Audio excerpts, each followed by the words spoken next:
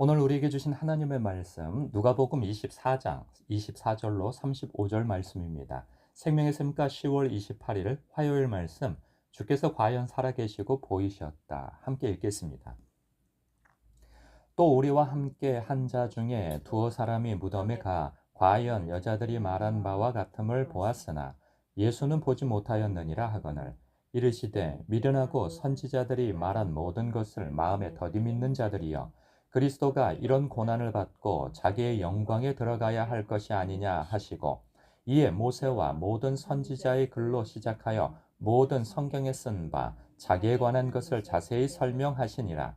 그들이 가는 마을에 가까이 가매 예수는 더 가려 하는 것 같이 하시니, 그들이 강권하여 이르되 우리와 함께 유하사이다. 때가 저물어 가고 날이 이미 기울었나이다 하니, 이에 그들과 함께 유하로 들어가시니라. 그들과 함께 음식 잠수실 때에 떡을 가지사 축사하시고 떼어 그들에게 주시니, 그들의 눈이 밝아져 그인 줄 알아보더니 예수는 그들에게 보이지 아니하시는지라.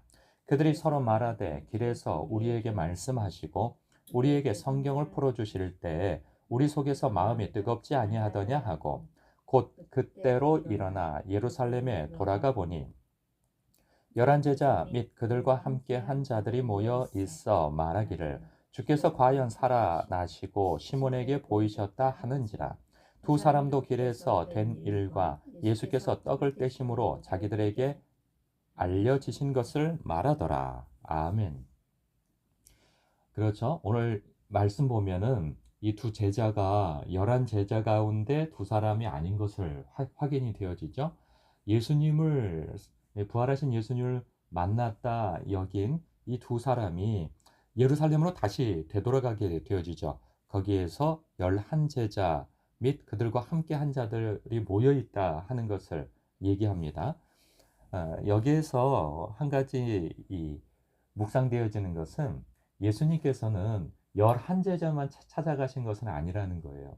그 가운데에서 조금 떨어져 있는 다른 제자들 가운데 낙심되어져 있는 제자들도 찾아가셔서 그들의 마음을 격려하시고 말씀으로 또 세우셔서 다시금 되돌아오게 하시는 그런 일도 보게 되어져요.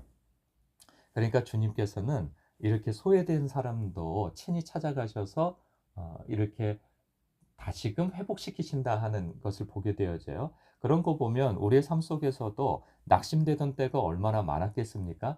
그 많은 때에 하나님께서 사람을 통해서든 말씀을 통해서든 기도 가운데든 찬양 가운데든 예배 가운데든 우리가 낙심되어져 있을 때 성령께서는 우리를 찾아와 주셔서 여러 차례, 수차례 우리를 격려하고 위로한 세월이 있어 우리가 여기까지 왔다 하는 생각이 듭니다. 특별히 오늘 묵상하고 싶은 말씀은 또 무엇이냐면, 그들이 예수님께서 말씀을 가르치시고 그리고 떡을 떼시고 그 앞에서 사라지고 난 이후에 그들의 표현을 보게 되어져요. 32절에 그들이 서로 말하되 길에서 우리에게 말씀하시고 우리에게 성경을 풀어주실 때 우리 속에서 마음이 뜨겁지 아니하더냐, 이게 예수님이시지 아니하느냐 하면서 그 확인을 마음이 뜨거운 것으로 표현하고 있어요. 그러면서 그 뜨거운 마음을 가지고 곧 그때로 일어나서 예루살렘으로 되돌아가게 되어지죠. 그것은 낙심의 그 지역이었고 또한 두려움의 지역이었죠. 그래서 그들은 그곳을 빨리 벗어나려고 한 것인데, 부활의 소식을 들었음에도 불구하고 자기 눈에 확인되어진 것이 아니기에 여전히 낙심한 마음을 가지고 두려운 마음을 가지고 엠마오로 떠나가던 곳이었는데, 다시금 그 절망의 자리요 두려움의 자리로 걸어 들어갈 수 있었던 것은 무엇이었는가? 부활하신 주님을 만난 그 기쁨이 있기 때문에 다시 들어갈 수 있었던 것이죠. 그런데 그들이 이야기한 것은 결국은 말씀을 통하여서, 들은 말씀을 통하여서 부활하신 주님께서 우리를 찾아오셨구나 라고 하는 그 기쁨의 마음이 있었다는 거예요. 여기서 그들이 한 고백에서 우리 속에서 마음이 뜨겁지 아니하더냐 하는 이 고백이 인상적인데, 여러분은 어떻습니까? 이 누가복음 말씀을 우리가 4개월 정도에 걸쳐서 이 말씀을 묵상해 왔어요. 이 말씀 가운데 여러분은 어떤 말씀에서 마음이 뜨거워진 경험이 있었습니까? 저는 개인적으로 12장 37절에 예수님께서 어떤 장면을 말씀하시냐면 마지막 때에 깨어 있는 자가 복이 있을 것이라고 하는 그 말씀 속에서 이런 말씀을 하세요. 주인이 혼인잔치에 갔다가 되돌아오는 때 그것이 이경이든 삼경이든 어느 때에 올지 모른다는 거죠. 뭐 미리 알려주시고 오시는 것이 아니니까. 그렇다고 한다면 주인이 새벽에 올지 한밤중에 올지 알지 못하니 그 종들이 깨어서 허리띠를 졸라매고 그리고 언제든지 기동성 있게 움직일 준비와 그리고 횃불을 밝히고 기다리고 있는 그 종은, 그래서 주인을 맞이하는, 깨어 있어서 주인을 맞이하는 그 종은 복이 있다는 거예요. 그런데 어떻게 복이 있는가? 그 주인이 자신을 영접한 그 종을 이제는 주인이 그 종을 수종든다고 말씀하고 있어요. 이건 가당치 않는 얘기인 거죠. 어떤 주인이 자기를 맞이한 종을 위하여서 또 수종을 둡니까? 이 이야기인즉슨 마지막 때에 나를 위해 깨어 있었던 그 성도를 주님께서 이제 수종 들어 주시겠다는 거예요. 섬겨 주시겠다는 거예요. 이 말씀을 다시 표현하면 너는 내 나라를 위하여 수고하고 충성하고 섬겨 달라, 이 말씀인 거죠. 그러나 그 내 온전한 나라가 임하게 되어지면 그때에는 내가 너를 영접하여 수종들리라. 내가 너를 섬겨줄 것이다.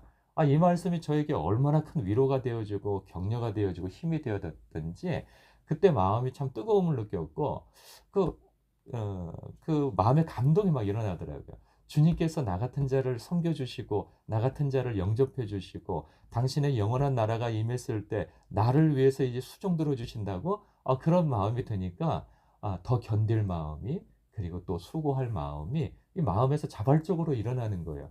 낙심했던 그러한 장소로 다시 걸어 들어가는, 그리고 두려워했던 그 장소로 다시 뛰어 들어가는 이 두 제자처럼 마음이 뜨거워지더라고요. 우리가 말씀을 읽으면서 그냥 읽어버리면 우리는 주님의 임재를 경험하지 못할 수 있어요.